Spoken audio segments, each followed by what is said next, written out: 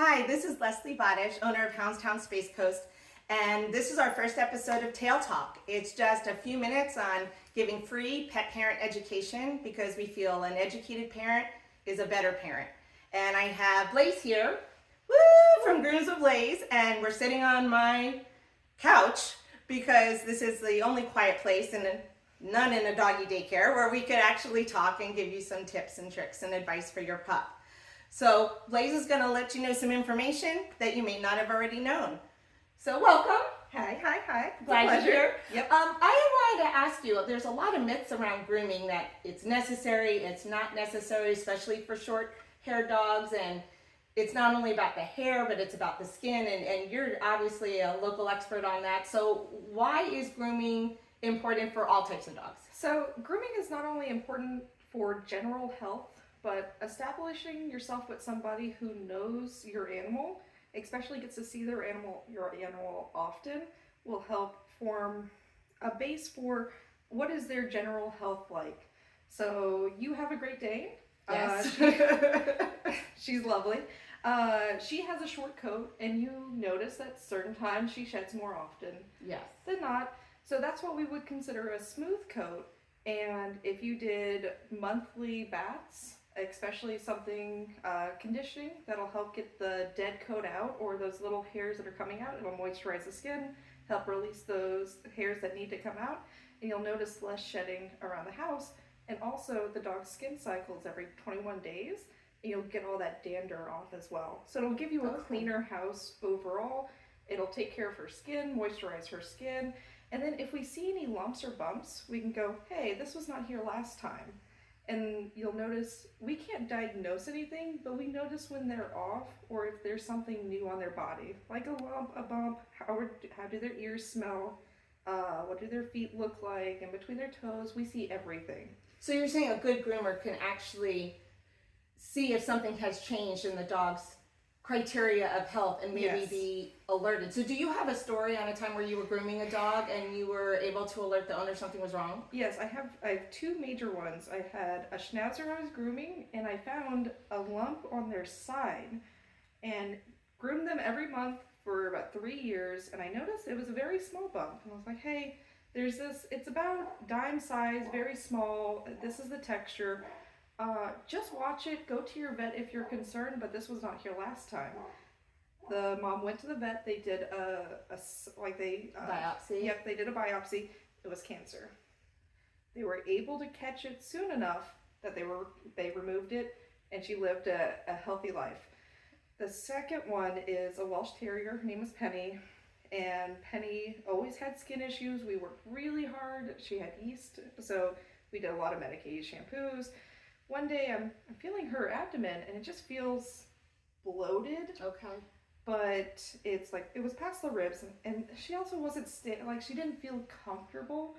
And I'm like, this is not normal. So I told the owners, I'm like, this is not how she normally is. Please go get her checked out. She was in liver failure. Oh my goodness. So basically if someone can't have the ability to get their dog to the groomer regularly, you're a mobile groomer, yes, so that helps with that tremendously. Yes. But to regularly, their advice would be what you can do at home is just regularly do body checks on the dogs. Yes, regularly do body checks. A good groomer will do a body check. So we check everything. We check teeth, we check ears, we check nails between paw pads. We check their rear end. We usually feel their glands to see how they feel, to see if they're impacted, or if they have to be checked by a vet. And we can tell if your pet isn't as comfortable as they usually are, especially if we see them regularly. Well, and you just told me that about my cat because you're also a professional cat groomer. I have no hair on my cat. He's completely bald. Yeah. But you let me know that he has pet insurance, thank goodness. But you just let me know that he's having a tooth issue and he may need extraction in the future, and what I can do to make sure he's not in pain. So that was of huge value to me. Now, even though we're both not veterinarians, we don't give medical advice. We don't give medical advice. But you do make the owners aware. Yes. Now, getting back to grooming, the skin and the coat. Now, we all know there's oodles of doodles and oodles of long-haired dogs out there. So matting. What if the dog doesn't usually get matted, and then all of a sudden there's a change in the hair where they're matting and in pain? Like, what would cause that within the skin and coat? So there's a couple things, especially if you got a new puppy. their coat is going to be fine, easy to brush until they're about 8 months old. Then between 9 and 12 months, they go through a thing called coat change. So they go from puppy coat to adult coat. All dogs do this, except hairless. But they will drop their puppy coat. It goes through mastolygen, so that's the release of the hair. And then they still have their adult coat, which has grown in.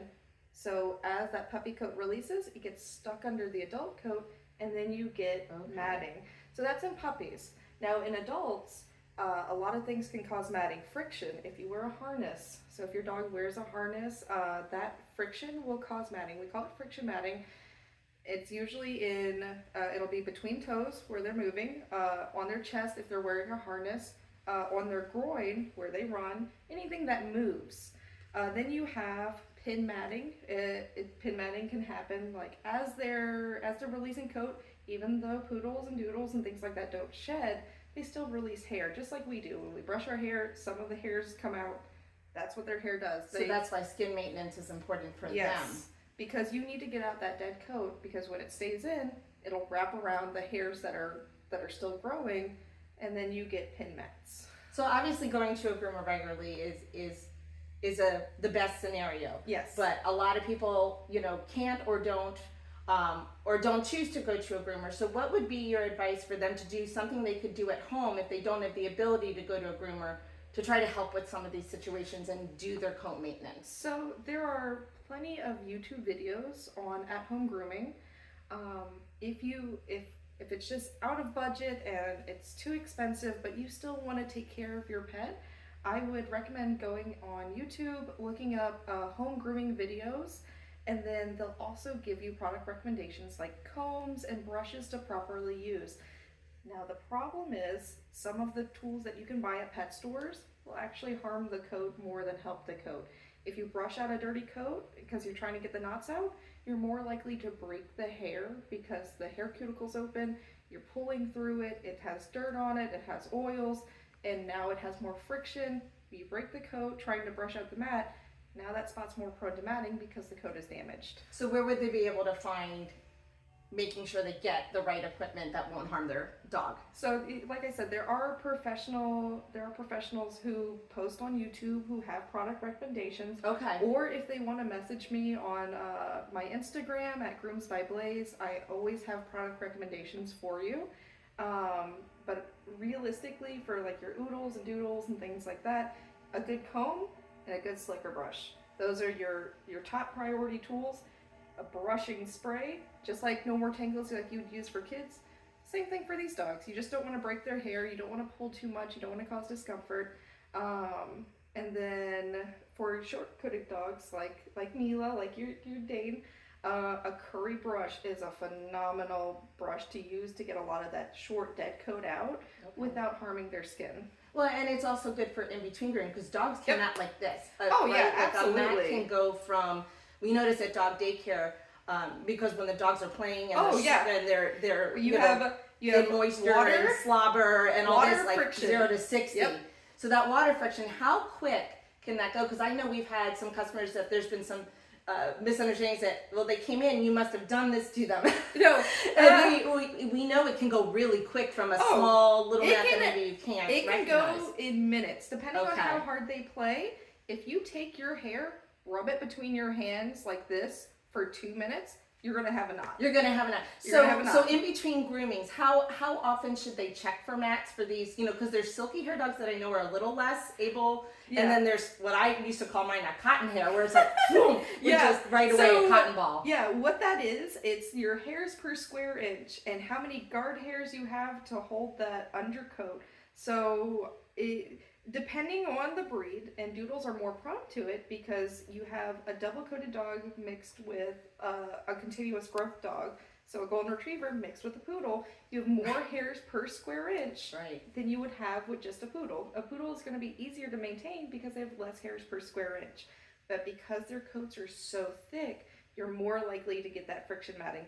And pair that with any moisture, water will open up the hair cuticle, which is the outside of the hair, and if that opens up, it acts like Velcro to the other hairs. So with the right equipment, maybe just an evening brush Yep. out every day. If they go to daycare, Yes. probably more. You can, if you have a show to watch, Yeah. if you have a show to watch and you want to grab a glass of wine or whatever your preferred drink. That's your new grooming routine, by the way. Whatever Glass your of wine. beverage is, you watch your show and it's a bonding experience with your dog. Spray some detangler on the area of concern, ears, behind ears.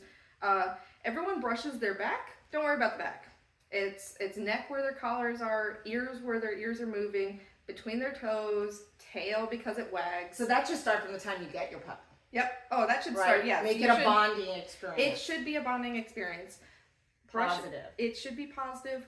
Have treats available. Tell them they're doing great. You want to be able to feel your dog. This circles back to earlier when we talked about a body check.